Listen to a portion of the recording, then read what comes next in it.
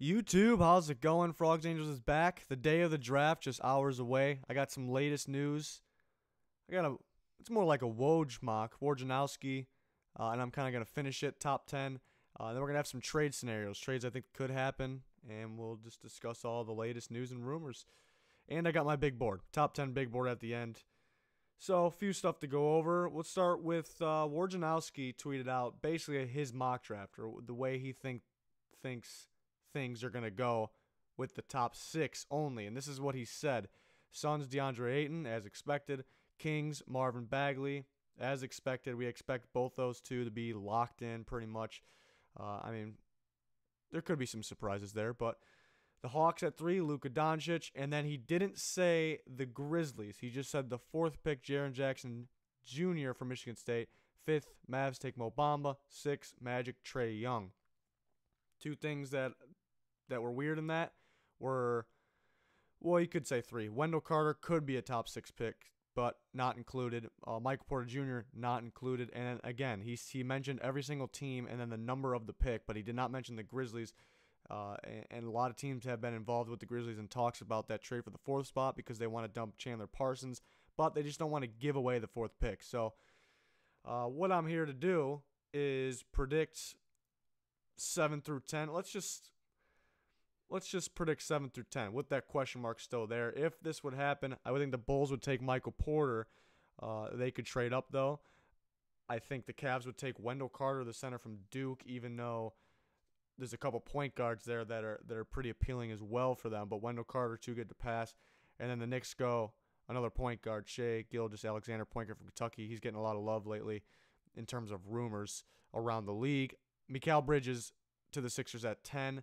Actually, right now, as I'm making this, I'm seeing that the Sixers really like Zaire Smith from Texas Tech, who's also more of a guard. But I'd prefer Bridges, even though I do like the Texas Tech guard. He can shoot very consistently. So, 2 guys there for the Sixers. And I am hearing the Sixers could trade. At one point, I heard they can trade up. I heard Fultz was involved in rumors. I don't think those are true. I don't think they send off Fultz just this soon. They also can move back.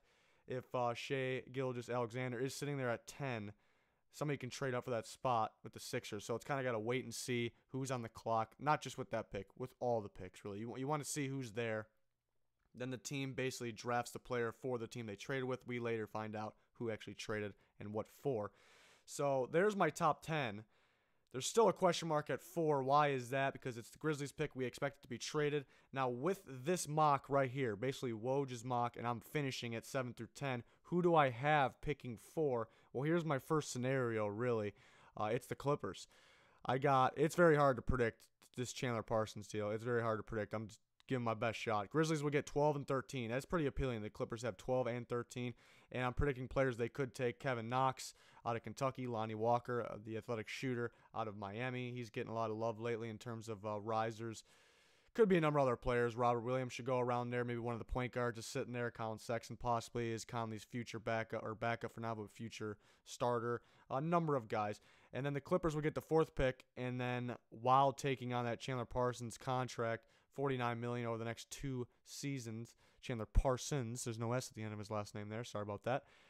And the 4th pick is supposed to be Jaren Jackson. I like Jaren Jackson a lot. We'll get into my big board in a little bit, but the Clippers got to like him too, especially at the 4th pick. So let me bring this mock back up. With this, basically slide the Clippers in at that 4th spot. But we could see other teams hop up to that 4th spot, which I got one more trade scenario. I wanted to do more, but I really don't see it. Mavs could move up, but they pick 5. Are they going to move up 1 spot? No. They're trying to make it so they don't have to give up that 5th spot. And I think the Mavs want to go for a guy like DeMarcus Cousins in free agency. So taking on Chandler Parsons' contract would not be a smart thing. So I'm holding out from the Mavs. Magic, I've heard Evan Fournier with the 6th pick for the 4th pick. That's a rumor. But again, I think in that situation, I don't know if the Magic want to get rid of the 6th pick if they're taking on Parsons' contract while giving up a decent player in Fournier. And it's only 2 spots. So I did not do a scenario for the Magic. It could happen. Never know. But it's tricky. The Bulls, I do have a scenario for the Bulls here in a second. But the thing is, do they really want to move up 3 spots? Give away the 7th to take on that Parsons contract when they really have to sign or when they have to re-sign Levine, possibly other players in free agency. So we'll see. There's been some Cavaliers talk. I don't know if they'll move up. There's been some Knicks talk as well. Maybe get up there for Trae Young. Again, we said the Sixers could move up in the top 5. Also could move back. But I like the Clippers 12-13. But here's the Bulls here. 7th pick, Memphis Grizzlies would take Michael Porter Jr., even though I think the Bulls like Michael Porter Jr. The Bulls would get the 4th pick, take someone like Mo Bamba. Maybe it's Jaren Jackson. Take on Chandler Parsons' contract. And I would think a future pick would have to be involved because they're only going up 3 spots and taking up that Parsons contract. And I don't know if they want to do that. I think these teams are calling the Grizzlies and trying not to give up their pick when that's going to be hard to do. If the Grizzlies do something like that, I would not agree. They think paying somebody, they'd rather not pay somebody than get a player. The 4th overall pick can help you right now and can help you in the long-term future. This is probably one of the better draft classes we've seen in a while. We've seen some poor ones. This is a very good one compared to those. You're gonna give up the 4th pick and not get a 7th or not get a 12th and 13th. I don't know. I don't know. So this was very hard to predict while involving that Chandler Parsons contract.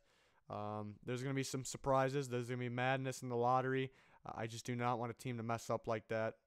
Give up the 4th pick really is a good example. The Bulls front office, people not a fan of their front office, so you never know what they're going to do. Maybe drafting Lauri Markkanen was actually looks pretty great right now, but you really, from the past from the Bulls, you never know what the team like that's going to do. The Magic been missing on some guys. They got some free agents later. It's going to be interesting. The whole Cavs thing too. Will Kawhi Leonard get traded? I don't think so. There's been some Kemba Walker rumors. The Raptors are making their players available because they want to move up. It's impossible to predict. We'll see if it actually happens. Kawhi Leonard, I don't think that happens. I think that the Lakers have called the Spurs, but I really do not think that happens. But the NBA draft always surprises me. Surprises me more than the NFL draft. That's for sure. And there's only one night. It's only 2 rounds, and we're really just talking about the first round. So we're in for some surprises. But on to my top 10 big board here. DeAndre Ayton, obvious number 1. You don't see a center like that. I mentioned that before. Just an athletic center that can score, fits today's NBA. I like Jaren Jackson Jr. a lot. Can play forward, can play center. Maybe needs a little more size to play center, but has the length. The wingspan's ridiculous. Gets blocks, shoots the ball well. His post moves are unreal. Very athletic. Can keep going on. He's probably my favorite player in the draft, as you can tell. But that doesn't mean he's number 1. He's number 2. Luka Doncic. I am scared of taking foreigners. I've mentioned that. I kind of made a rule for myself.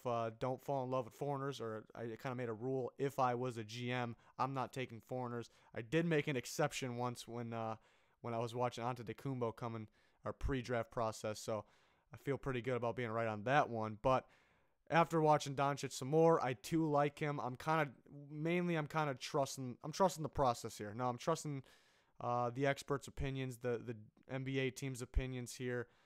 I don't know if there's been a foreigner like this that people have been that high on. So I'm going to go ahead and trust it. I do like his game. Maybe does dribble a little bit too much, doesn't have a specific position just yet for the NBA, but I'm not really worried about that. For Mo Bamba, another one of those centers. The centers kind of get bumped up just because I mentioned before there's a shortage in the NBA, and you rarely see the ones that fit today's NBA too. The wingspan's ridiculous. Athleticism is ridiculous. Can score. Not as good as Ayton, but still very good. Michael Porter Jr. at number 5. I want to put him higher. Honestly, I wanted to put him at 3, but only playing 2 games. The 2 games did not really look good at Missouri, but he has a legitimate excuse. He was out the whole year. He got thrown into a team he's not familiar with. So, again, upside is just tremendous, but there is some risk. So I put him at 5. 6, Marvin Bagley, power forward from Duke. I guess I'm just not as high on him as everyone else. We expect him to go 2. I don't think it's a terrible pick at 2. I don't disagree with the pick. It's just I really like the guys in front of him. I mentioned I like this draft class a lot. I really like the guys in front of him. He's very good. I just really think Jaren Jackson's the better power forward right now, or just long-term as well, too. Wendell Carter, 7. The Duke center, really not far off from Obama, so he's 4 and Carter's 7, so you can see there's not much separation from 4. There's really not much separation for me from 3 to 9, really. Those guys are all very, very tight, 3 to 9. I'm pretty darn confident on my 1 and 2 there. So, yeah, Wendell Carter at 7.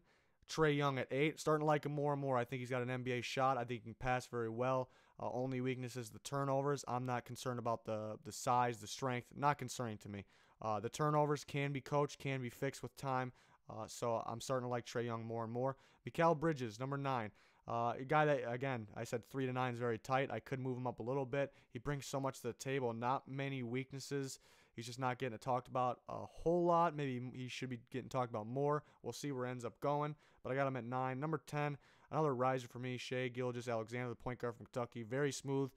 Can dribble, can go left, can go right. NBA moves, NBA ready. And I like him a lot.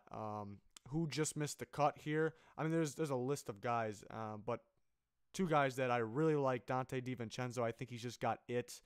He's got the swag. He's clutch. I think he can play multiple positions, 2 guard positions really. And then Zaire Smith from Texas Tech. I think he'll for sure be a better NBA player than was in college. He's consistent. He's smart. Can shoot the 3 very well. High percentage. Yeah, there's plenty of other guys. Colin Sexton's another good point guard. I just like these 2 a little better. Plenty of guys. Robert Williams, Kevin Knox, Miles Bridges. Gotta like Miles Bridges. Guys that just missed the cut at 10. Jerome Robinson, Boston College, guy that's rising up boards. He can shoot the ball very well. So it's a good draft class. I mean, the NBA draft class has been a letdown, really, besides like top 3 or top 5. This is a good class. Second round's not going to be too good, maybe at the top of the second round, but we got some talented guys here. I can't wait. I really want to see some madness. I keep saying it. I want to see trades. I really hope I didn't predict any of the trades. I mean, I kind of do, but I just want to see stuff that I would not expect. That's basically what I'm saying. I want to see crazy trades that we would just not expect, more than just picks. I want to see players. I'm sure everybody wants to see it. So I can't wait.